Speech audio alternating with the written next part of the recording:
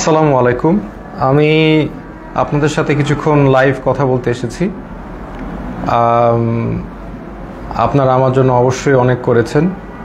আপনারা আমাকে যখন ধরে নিয়ে যায় তখন আপনাদের অবদান অনেক ছিল, এটার জন্য আমি কৃতজ্ঞ অবশ্যই।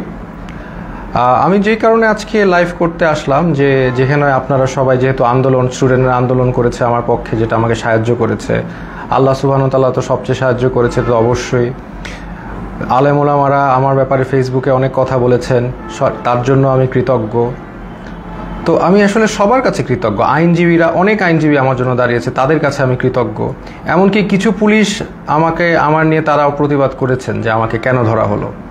তো সব কিছু নিয়ে আমি সবার কাছে কৃতজ্ঞ। তাই এর বিনিময়ে আমি হয়তোবা কিছু দিতে পারবো না, হয়তোবা একটা গল্প দিতে পারবো। আমি আপনাদের কাছে একটা গল্প প্রেজেন্ট করতে এসেছি। এই গল্পটা আপনাকে শেয়ার করি, ইনফর্মালি কথা বলি, গল্পটা আপনাকে দেখাই, আপনাদের গল্পটা হয়তোবা ভালো লাগতে পারে, তাই এই গল্পটা আমি আপনাদেরকে বলতে চাই।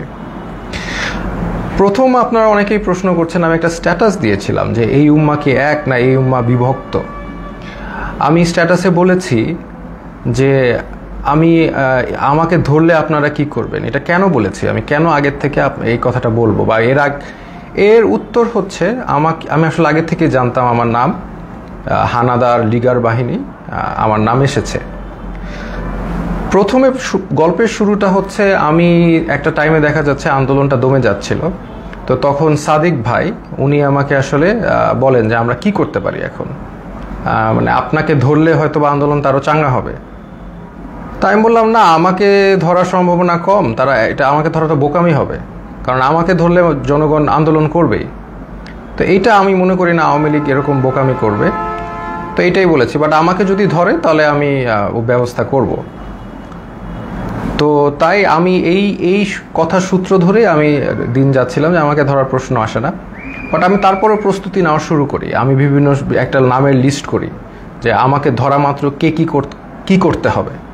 এবং এটা আমার ছোট বোনকে আমি শিখিয়ে দিই যে তুমি আমাকে ধরলে এই নাম্বারে, এই সব নাম্বারে ফোন দিবা, এনাকে এই কথা বলবা, ওনাকে এই কথা বলবা, অ্যাডভোকেট নাম্বার, মিডিয়ার নাম্বার, সবার নাম্বার আমি দিয়ে রেখেছিলাম। তারপরে একদিন হঠাৎ ডক্টর সরওয়ার হোসেন উনি আমাকে ফোন করে আমাকে বলেন যে আসিফ, তোমার আর আমার নাম এসেছে, তোমার আর আমাকে আটক করা হবে, তুমি এখন, আমি এইটা লাস্ট ফোন দিলাম তোমাকে, তুমি এখন তাড়াতাড়ি পালাও। তো উনি আমাকে অবশ্যই 100% ভালোবাসেন, না হলে উনি রিস্ক নিয়ে আমাকে ফোন দিয়ে জানাতেন না, কারণ আমাদের সবার ফোন ট্র্যাকিং হচ্ছে। এটা জেনেও ডক্টর সরওয়ার হোসেন আমাকে ফোন দিলেন এবং ফোন দিয়ে উনি আমাকে পালাতে বললেন, কিন্তু আমি রাজি হলাম না। কারণ আমাকে যদি ধরে, এই বোকামিটা যদি তারা করে, তাহলে তারা নিজেরাই বিপদে পড়বে। আর আমি কেন পালাবো? আমি যদি পালাই তাহলে তো মানে এটা তো আমি কোনো অপরাধ করি নাই। আমি যদি অপরাধ না করি তাহলে আমি পালাবো কেন? তাই আমি পালাই নাই। আমি একদম স্ট্রং ছিলাম। আমি পালাই নাই। আমি মোটামুটি প্রিপারেশন নিচ্ছি যে আমাকে ধরে মেরে ফেলা হবে অথবা আমাকে টর্চার করা হবে, দুইটার একটা কি হবে। বাট আই ডোন্ট কেয়ার, যদি এটা উম্মার কাজে দেয় তাহলে আলহামদুলিল্লাহ।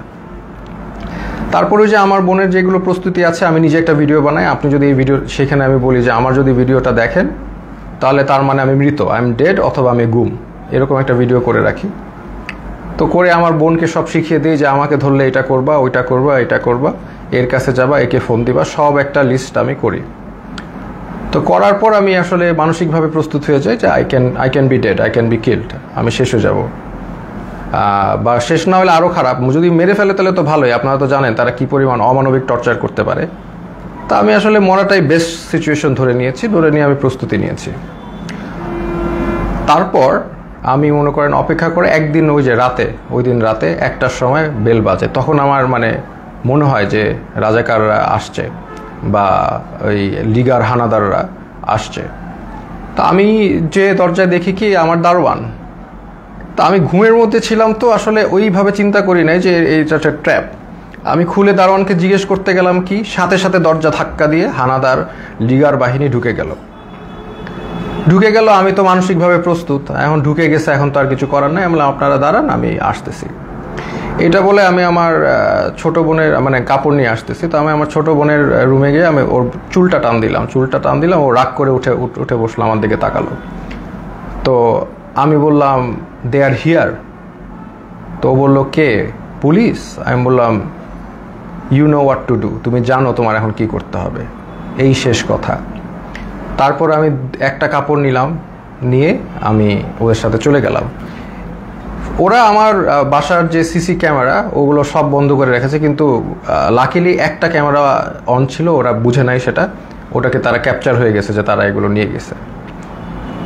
প্রথম দিন রাতে তারা আরও কয়েকজনকে ধরার চেষ্টা করলো, পায়নি, আমাকে নিয়ে তার ডিবি অফিসে নিলেন।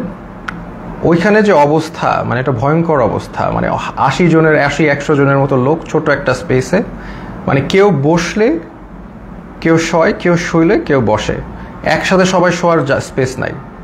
ওইখানে আরেকটা এশিয়ান ইউনিভার্সিটির একজন প্রফেসর ছিল, উনি মানে শোয়ারই চান্স পায়নি, উনি বসেই ছিলেন, কেন স্পেস নাই, মানে এত একটা কনজাস্টেড এরিয়া, ফ্যান নাই, একটা রুমে কিছু এসি ঢুকে আর বাকি সব রুমে হচ্ছে মানে একদম ফ্যান নাই, কিছু নাই, সব সময় লাইট থাকে, সব সময় সাউন্ড থাকে, আপনি ঘুমাতে পারবেন না।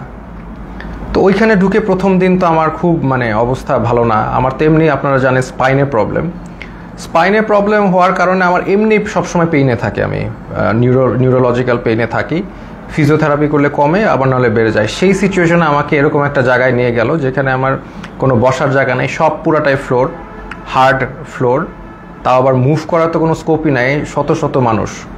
তো এরকম জায়গায় প্রথম একদিন ছিলাম, ওই রাতে ছিলাম। তারপরের দিন ওরা আমাকে ডেকে নিয়ে গেল উপরে নিয়ে তারা আমাকে প্রশ্ন করলো যে আপনি ব্র্যাকে কয়জন শিবির আছে? আমি বললাম আমি তো শিবির করি না, আমি কীভাবে জানবো ব্র্যাকে শিবির কয়জন আছে বাকি।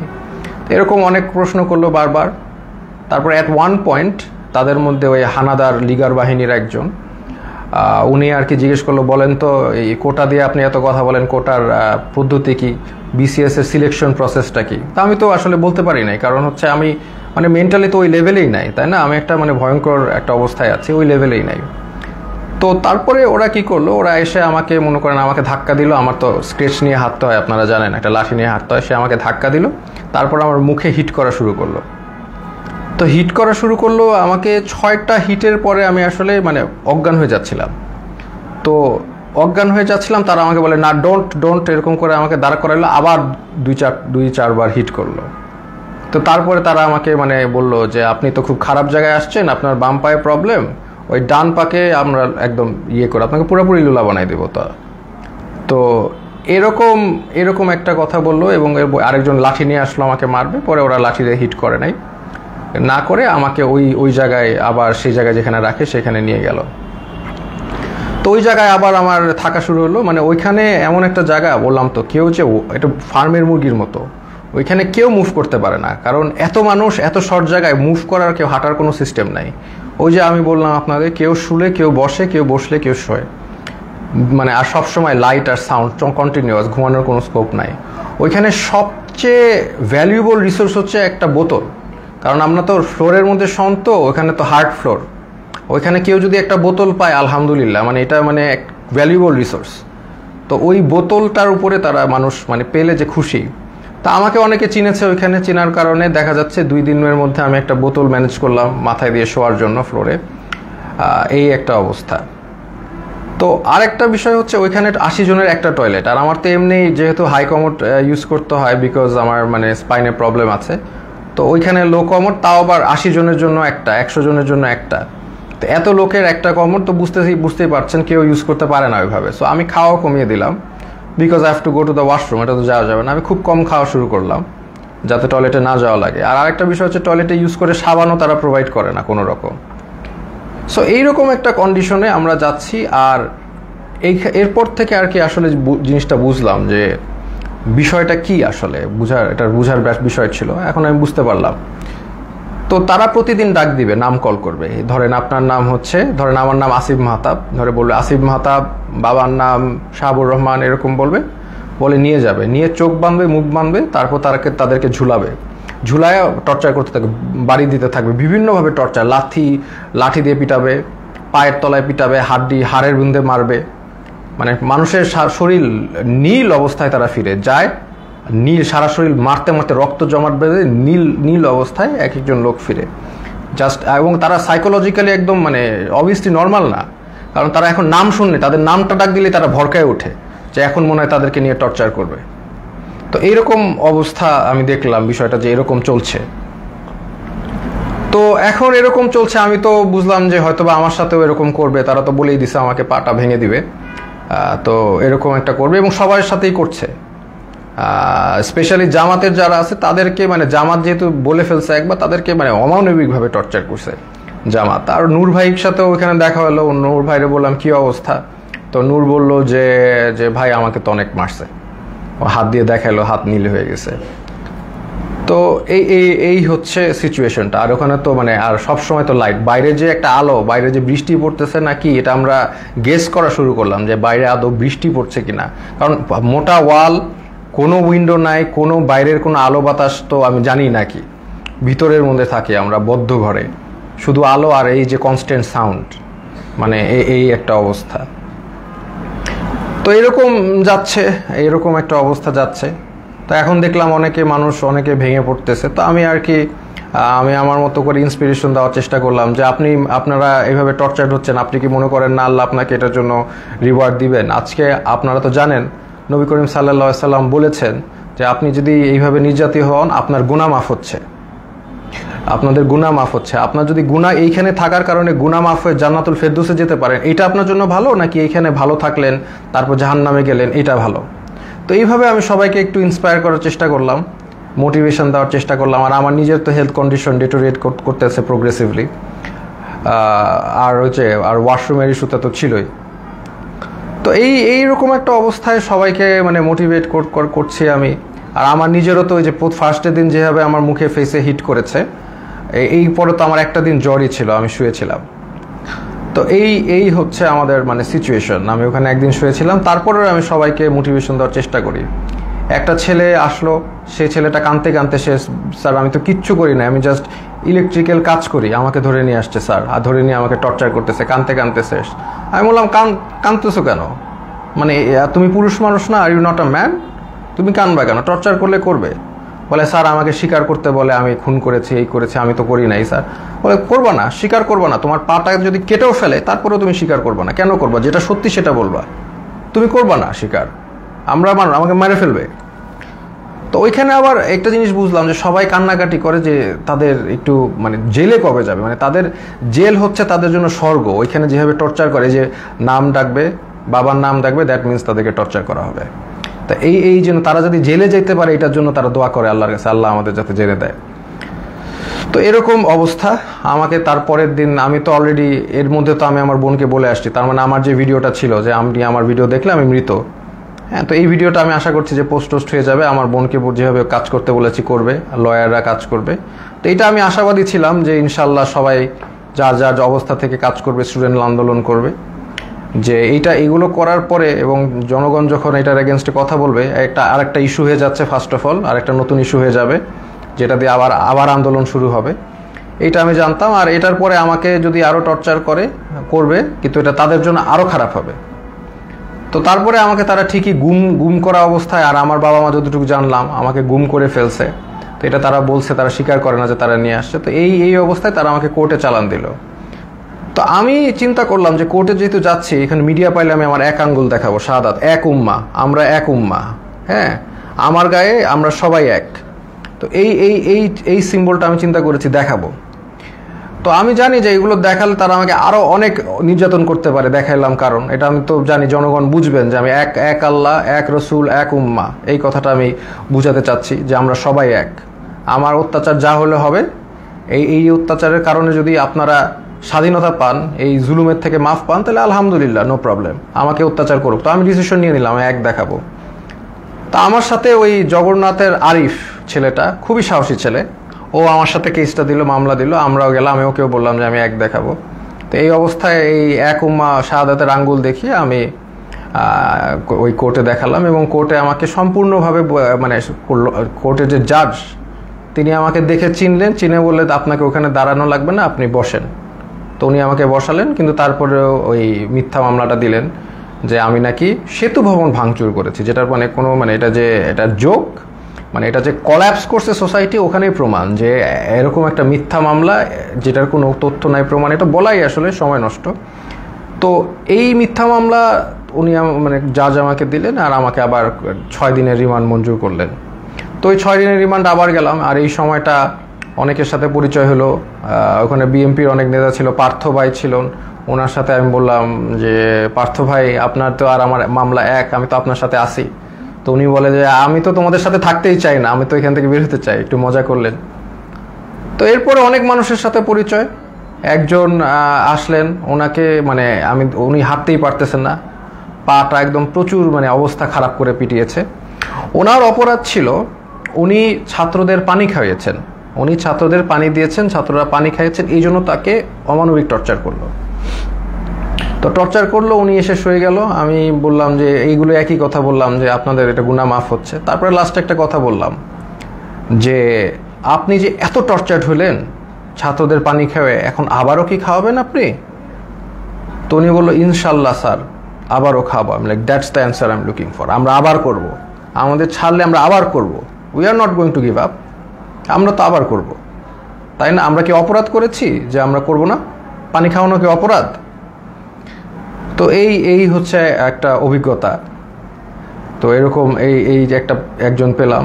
আর একজন হচ্ছে মাদ্রাসা স্টুডেন্ট, তাকে বলছে খুন করেছে, সে পুলিশ খুন করেছে, এটা সে তাকে বলছে, এবং তাকে প্রতিদিন পিটায়, প্রতিদিন নিয়ে টর্চার করে। তো এটা নিয়ে আমরা হাসাহাসি করি, কারণ হচ্ছে এরকম একটা সিচুয়েশনে হাসাহাসি না করে যদি আমরা মেন্টালি ব্রেকডাউন করি তাহলে এটা মানে হবে না, মানে এটা আমরা আমরা সব এইগুলো যা হয় সেটা নিয়ে হাসাহাসি করি। তাই আমি বললাম কি নিয়ে মেরেছে? বলে যে আমাকে বলেছে যে তুমি তো মাদ্রাসার স্টুডেন্ট, তুমি তো কোরআন পারো। বলে হ্যাঁ পারি। তো কোরআনকে বলছে অর্থ জানো? অর্থ জিজ্ঞেস করেছে, অর্থও সে পারে, সে কোরআনে হাফেজ। তো তারপর বলে কোরআনে হাফেজ এই রবীন্দ্রনাথ না কার বই পড়েছো? সে বলছে পড়েছি। তো বলে পড়লা কেন? এই অন্য এই নন ইসলামিক বই পড়া তো হারাম, এটা বলে আবার টর্চার করলো, হাতে পায়ে পিটালো।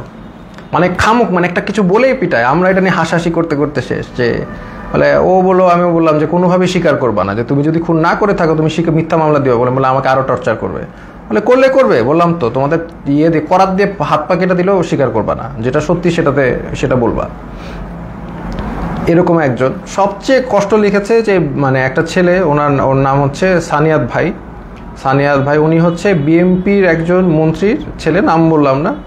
তো ওরা আসলে খুঁজছিল তার বাবাকে পায়নি দেখে ওই ছেলেটাকে ধরে নিয়ে গেছে, সানিয়াত ভাইকে ধরে নিয়ে গেছে।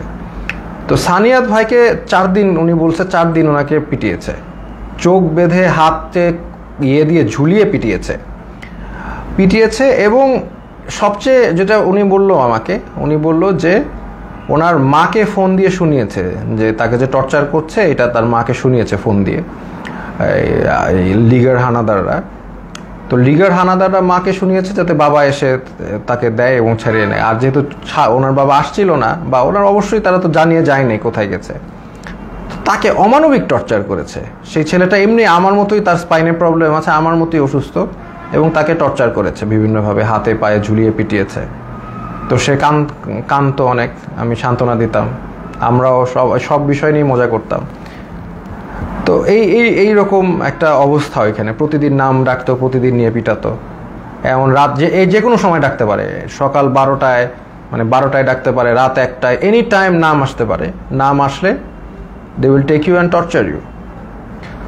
তো আমাকে টর্চার ওই প্রথম দিন যে হিট করে যে আমাকে থ্রেট দিল, তারপরে আমাকে কোর্টে চালান দেওয়ার পরে আমাকে আর টর্চার করে নাই। বাট আমি বিভিন্ন সময় ইনফরমেশন পাচ্ছিলাম, যেমন একজন মানে আমাকে ধরে নিয়ে গেছে, একজন পিটিয়ে আনছে, সে আমাকে ইনফরমেশন দিল যে আমার ব্যাপারে বলেছে যে অনেক ডিবি নাকি বলছে যে এই লোকটাকে কেন ধরলো, এটা তো ঠিক হয় নাই। আবার আরেকজনকে ধরে পিটিয়ে এনেছে, সে বললো যে স্যার আপনার ব্যাপারে ডিবি কথা বলছিল যে আপনার ব্যাপারে 40 জন লয়ার দাঁড়িয়ে গেছে, এত সংখ্যক লয়ার তারা কখনো দেখে নাই, আপনি খুব ইন্টেলিজেন্ট মানুষ, এগুলো তারা বলছে।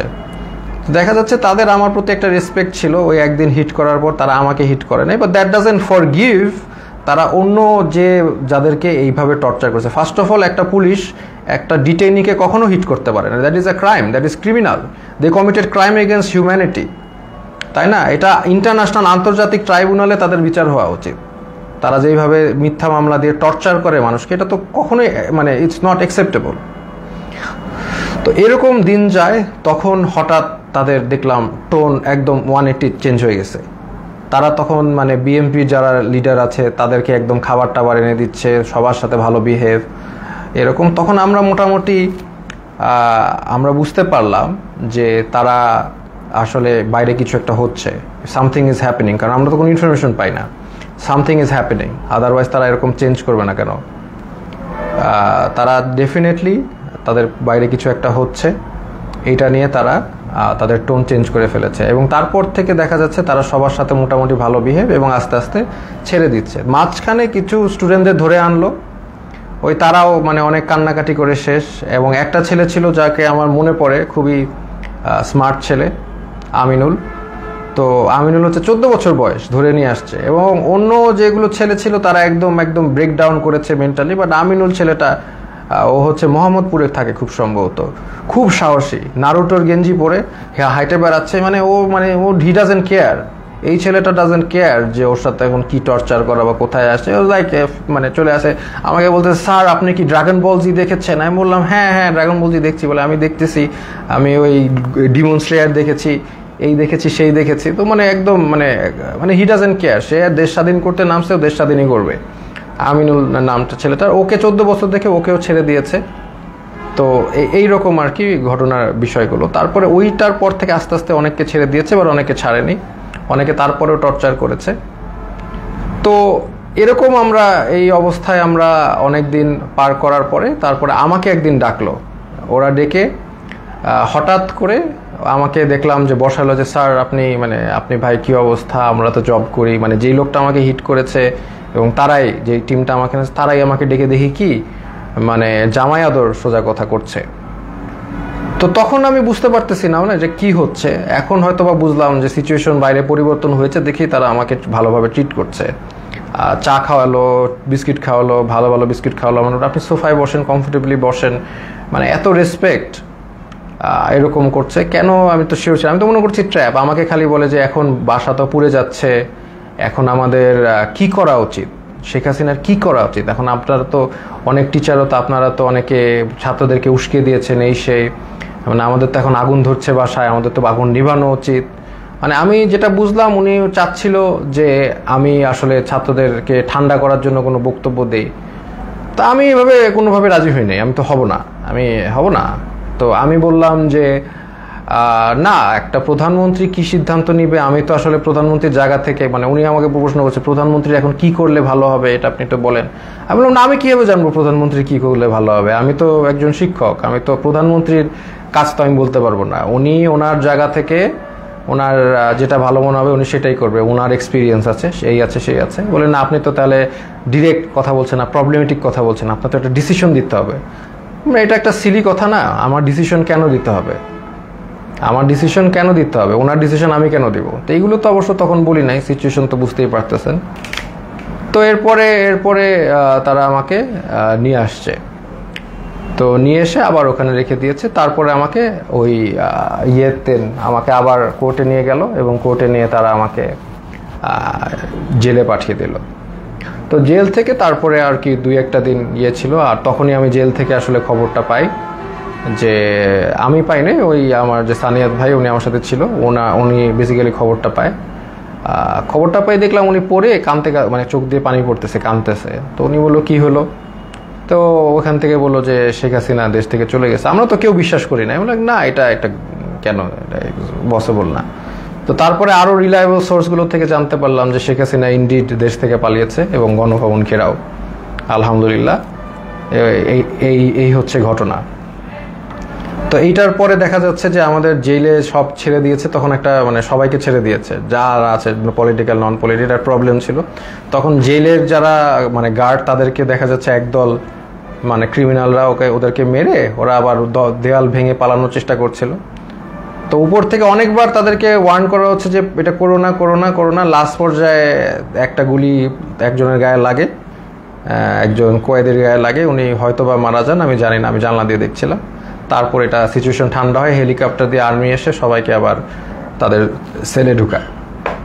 তো তো এরপরে তো ঘটনা আপনি জানেনই যে আলটিমেটলি সবাই আমি বের হয়ে যাই, আমাকে বলে ছাত্রদেরকে ঠান্ডা করতে এই জেলের সামনে। আমি তো মানে আমি আমার মতো বলেছি, কিন্তু তার মানে যে এখন তারা যে ক্রাইম এগেনস্ট হিউম্যানিটি করেছে এটা তো আর মানে ইয়ে করা যাবে না। অমানবিক টর্চার কত প্রকার ও কী কী সেটা আপনি ওই ডিবির ওইখানে গেলেই বুঝবেন আর কি, এই আর কি। তো এনিওয়েজ এইটাই হচ্ছে আজকে আমার ছোট গল্প। আমি আসলে যদি জাস্ট আর 5টা দিন বা 3টা দিন আগে বের হতে পারতাম তাহলে আপনাদের সাথে যোগ দিতাম ইনশাল্লাহ। ফিল্ডে হাঁটতে পারি না, বাট আমি তাও যোগ দিতাম। ইনফ্যাক্ট আমি আগেও ওই অবস্থায় আমি আপনাদের সাথে আন্দোলন করেছি রাস্তায়, তাও আমি যোগ দিতাম এবং আমি যাক মানে আমি গণভবনের দিকে আগাতাম। মরলে মরছি, মৃত্যু সবারই হবে এটা তো আমি বলেছি, মৃত্যু হলে শহীদ, সমস্যা কি। তো এই জন্যই আমি আপনাদের সাথে দুঃখ প্রকাশ করছি যে আমি আসলে আপনাদের সাথে ওই মার্চে যোগ দিতে পারিনি। যদি একটু আগে বের হতে পারতাম তাহলে অবশ্যই যোগ দিতাম। শহীদদের প্রতি শ্রদ্ধা জানাচ্ছি। আমি এখানে আমার লাইফ শেষ করছি। এটাই আমার ছোট গল্প। খুব ডিফিকাল্ট টাইম চলে গেছে, কন্টিনিউয়াস নয়েজ, কন্টিনিউয়াস লাইট, শোয়ার জায়গা নাই, একসাথে মানে হাঁটার জায়গা নাই, এবং কন্টিনিউয়াস নাম কল, যে কোনো সময় নাম আসতে পারে। তবে ওই যে আরিফ ছেলেটাকে আমি অনেক শ্রদ্ধা করি, কারণ ও বলেছে আর কি, ও বলছে যে অন্য সমগ্নায়করা তো বলেছিল যে ওরা কথা বলে তারপরে বলেছে, তো বলছে আমিও তো বলে দিয়ে আমি তাহলে যাই। আমি বললাম না, তুমি এখন কোনো কিছু মানুষের লক আপ থাকতে হবে, কিছু মানুষের বুঝতে হবে যে কিছু মানুষ এখনও ভিতরে আছে এবং মানে অন্যায় চলছে। তো এই জন্য আমি আর ওই জগন্নাথ ইউনিভার্সিটির খুব সম্ভবত আরিফ ছেলেটা মানে খুব সাহসী কথা দেখিয়েছে, এই জন্য আমি তাকে সম্পূর্ণ রেসপেক্ট করি। এইটাই আমি বলে শেষ করছি। আপনারা এই যে যারা নির্যাতিত হয়েছে, যাদেরকে টর্চার করেছে, যাদের এগেনস্টে ক্রাইম এগেনস্ট হিউম্যানিটি করা হয়েছে, তো তাদের বিচার আসলে চেতে হবে। আসলে এটা না আমি বলতে কষ্ট হচ্ছে, কারণ নবী করিম সাল্লাল্লাহু আলাইহি ওয়াসাল্লাম যখন মক্কা বিজয় করেন তখন উনি কিন্তু 12 জন যুদ্ধাপরাধী বাদে সবাইকে ক্ষমা করেন। কিন্তু এইখানে যেগুলো হয়েছে these are crimes against humanity. এখানে আসলে মানে মাফ কীভাবে করা যায় আমি জানি না, বা যাই হোক যতটুক পারে আমরা ক্ষমা করি। আমরা চাই না একটা মানে সব যে ভালো পুলিশ তার গায়ে হাত উঠুক, আমরা চাই না যে কোনো দোষ করে নাই তার উপর আক্রমণ হোক। কারণ আমি এরকম একজন ডিবি অফিসে একজন আমার সাথে দেখা করেছে, ডিবি পুলিশ, যে বলেন স্যার আমার 2 ছেলে আছে, একজন বুয়েটে একজন মেডিকেলে, দুজনই আপনার জন্য অনেক দুঃখ করেন, দুজনই আপনাকে মনে করেন। আমি বললাম বলেন স্যার ভালো আছে। তার মানে সব পুলিশ যে মানে বেঈমান, সব পুলিশ যে ওই লিগার তা কিন্তু না, কিন্তু এটা আমাদের বুঝতে হবে। তো আমরা ফরগিভ করার চেষ্টা করি, আর যারা একদম এরকম ক্রাইম এগেনস্ট হিউম্যানিটি করেছে তাদেরকে আমরা ইনশাল্লাহ বিচারের আওতায় আনবো। আসসালামু আলাইকুম ওয়া রাহমাতুল্লাহি ওয়া বারাকাতুহু। শুভরাত্রি।